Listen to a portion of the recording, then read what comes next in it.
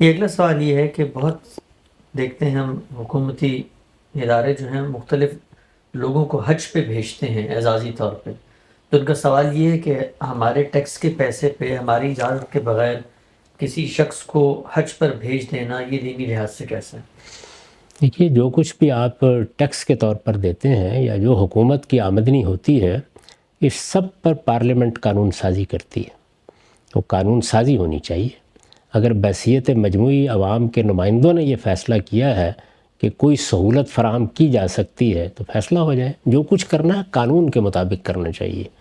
یہ تو آپ ہی کے ٹیکس کے پیسوں سے عمارتیں بھی بن رہی ہیں، پل بھی بن رہے ہیں، سڑکیں بھی بن رہی ہیں، ادارے بھی بن رہے ہیں، ایٹم بم بھی بن رہے ہیں، سب کچھ ہو رہا ہے نا. تو اس وجہ سے عبادات کے معاملے میں بھی اگر کوئی سہولت فراہم کرنی ہے، مثلا کوئی عبادت گاہ بنا کے دینی ہے یا لوگوں کو حج پر جانے کے لیے کوئی سبسڈی دینی ہے، تو یہ سب چیزیں اپنے اصول میں ٹھیک ہیں، لیکن قوم کے حالات دیکھ کر اور قانون کے مطابق بحث کر کے. یہ جو ثوابدیدی اختیارات کی نوعیتیں اس میں ہوتی ہیں، ان میں کسی کو حق نہیں ہے کہ ایسا کرے.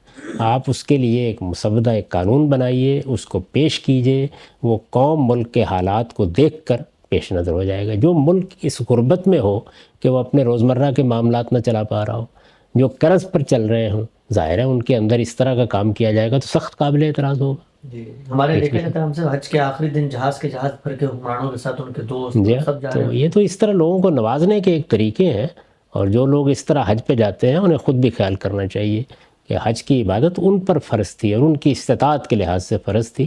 ایسی چیزوں سے، اور اگر کوئی قانون بنانا ہے، اس سے پہلے میں منظر کے بارے میں بھی گفتگو کرتے ہوئے کہہ چکا ہوں کہ آپ قانون بنائیں گے اور بجٹ میں جو کچھ مختص کریں گے بربنائے انصاف کریں گے. ٹھیک. یہ پابندی ہر آپ کے اقدام پر لگی ہوئی ہے.